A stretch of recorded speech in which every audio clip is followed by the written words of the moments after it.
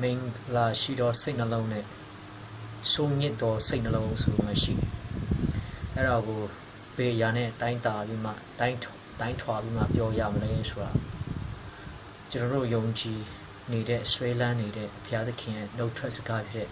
တမန်ကျမ်းစာအားဖြင့်ပဲကျွန်တော်တို့တိုင်းတာရတယ်တိုင်းထွာပြီးမှကြည့်ရတာဖြစ်တယ်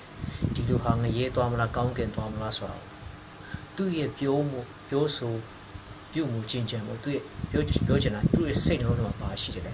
သူ့ရဲ့စိတ်နှလုံးထဲမှာယုံကြည်ခံယူထားတဲ့အရာပါလဲဆိုတာနဲ့သက်ဆိုင်တာဖြစ်တယ်ဒီနေ့နောက်ဆုံးတော့ကာလမှာဘယ်လိုဖြစ်မယ်ယေရှုဖျားဟာကေတင်ရှင်ဖြစ်တယ်ယေရှုဖျားဒုတိယအချိန်ကြွလာဖို့အတွက်အချိန်အရန်နီးကပ်နေပြီလို့ပြောတဲ့အချိန်မှာတချို့တော့လူတွေနားမလည်နိုင်ဘူးတချို့တော့လူတွေလက်မခံနိုင်တချို့တော့လူတွေသိကိုမသိတာတချို့တော့လူတွေကဘာဒီလူဘာပြောနေမှမသိဘူးအဲ့လိုတချို့တော့လူတွေကဟာတာပဲကစိတ်မှန်ရလာတယ်ဟာတာပဲတမျိုးလားစိတ်ဖောက်ပြန်နေပြောချင်တာကလေသူရဲ့စိတ်နှလုံးမှာကလေကောင်းတင်သွားမဲ့စိတ်နှလုံးမရှိဘူးသူရဲ့စိတ်နှလုံးပါရှိတယ်သူရဲ့စိတ်နှလုံးကထောင်ရငရဲတဲ့ထိုက်တန်တဲ့စိတ်နှလုံးအသွေးအခေါ်အကြံအစီအပြုတ်အမူခံယူချက်သွေးကိုချက်ဖြစ်တယ်လူကလေလူချင်းပေါင်းဖြစ်စံတဲ့အခါမှာပညာရှိဖို့အတွက်အတုံးဝင်ဖို့အတွက်အတုံးကြဖို့အတွက်လူပေါင်းလူအဖွဲ့စီမှာစ조사နေကြတယ်ဖျားရခင်ရှိမှဖြောက်မတော့သူဖြစ်ဖို့အတွက်နည်းနည်းမှစိတ်မကူးရှင်ဒီနေ့လူကလည်းဖျားရခင်ကသူ့ရဲ့အမြင်မှာသူ့ကိုယုံကြည်တဲ့လူပဲဖြောက်မှတ်ခြင်းဆိုပြီးတတ်မှတ်တဲ့ဘုရားသခင်ဖြစ်တယ်ကျွန်တော်တို့ကလည်းကိုယ့်အလိုတော်အတိုင်းကိုယ့်ရဲ့ခံယူချက်အတိုင်းသွားရမယ်လို့ဘုရားသခင်ဖန်ဆင်းတဲ့ဘုရားသခင်ကေတင်ရှင်တဆူရီတော်ဘုရားသခင်ရဲ့အလိုတော်အတိုင်းသွားမှာဖြစ်တယ်တရားအားလုံးကတမန်ကျမ်းစာမှာပါတဲ့အရာပွက်ထားတော့အရာနဲ့နေတော့အရာကိုကျွန်တော်ဘုရားသခင်ပေးတည်တဲ့တော့ကျွန်တော်ကဘုရားသခင်ဖွင့်ပြခြင်းရတော့ကျွန်တော်ယုံကြည်သူတွေကိုဝေငှတတိခံရဖြစ်တယ်နောက်တချို့တော့လူတွေနားမလည်ဘူးကျွန်တော်အင်တန်မှတနာတယ်သူတို့ဘာလို့ဆိုသူတို့ရဲ့စိတ်နှလုံးမှာကလည်းငရဲသွားဖို့ရန်အတွက်ပဲသူတို့စိတ်နှလုံးကပြည့်နေမကောင်းသောအရာဘုရားသခင်နဲ့ပတ်သက်တဲ့အရာနည်းနည်းမှမကြားချင်ဘူးနည်းနည်းမှစိတ်ဝင်စားနည်းနည်းမှရင်မခုန်အဲ့လိုမျိုးလူကလည်းယေရှုဘုရားသူ့အတွက်ဆင်းကြွလာခဲ့သူ့အတွက်အသေးခံနေဆိုတာကိုစိတ်ဝင်စားတဲ့လူကငရဲနဲ့ထိုက်တန်တဲ့လူဖြစ်တယ်ကျွန်တော်ပြောမယ်မိတ်ဆွေကိုယေရှုတော့ချစ်တာဘယ်သူမှမရှိဘူးမိတ်ဆွေကိုချစ်လို့ယေရှုဘုရားလက်ဝါးကိုင်းမှာအသေးခံတာဖြစ်တယ်အဲ့တော့ကိုမိတ်ဆွေစိတ်ဝင်စားဘူးသူနဲ့ပတ်သက်ပြီးမှဘာတစ်ခုမှစိတ်မဝင်စားဘူးမသိချင်ဘူးနားမလည်ချင်ဘူးဘာမှ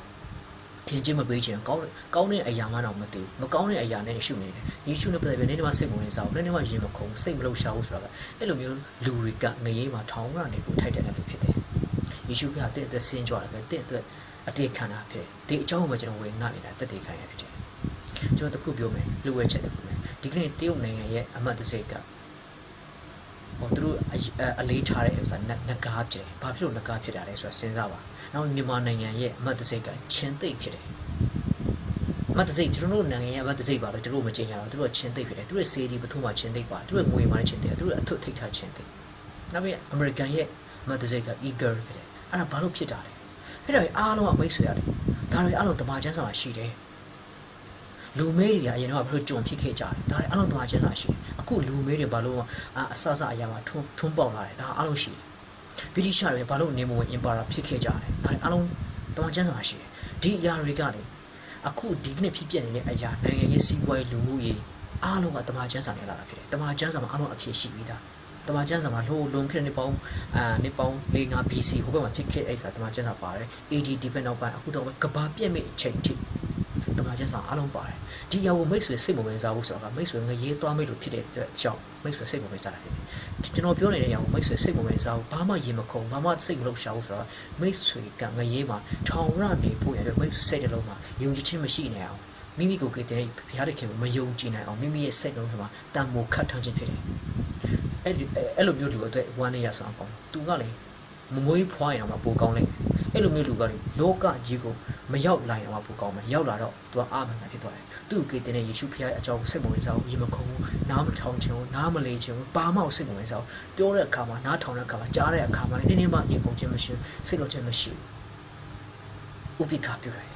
ဒီလိုမျိုးလူကဘုရားသခင်ပဲခရစ်တော်ကိုညှင်းပယ်တဲ့လူအပေါ်မှာဘုရားသခင်ရဲ့အမျက်တော်ဟာယခုချင်းတက်ရောက်တယ်ယခုချင်းသူကစီရင်ခြင်းခံရတယ်အဲ့ဒီလူကထောင်ဝရမကြီးတော့ရမှာဖြစ်တယ် ကြောင့်ဘာမှညာအဲ့လိုမျိုးလူတွေဒီကနေ့ကဘာလောကကြီးမှာအများကြီးရှိတယ်ဒါကြောင့် Facebook မှာရှိတဲ့ကျွန်တော်တကယ်ချင်းတွေယုံကြည်တဲ့အားလုံးကိုကျွန်တော်ကိုအားပေးချင်တိုက်တွန်းချင်တယ်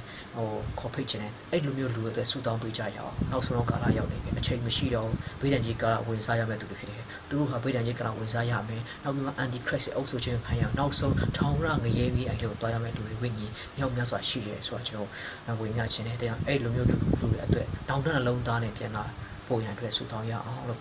ပြောချင်တယ်အားလုံးပြည့်ရည်ကောင်းချင်ပါစေ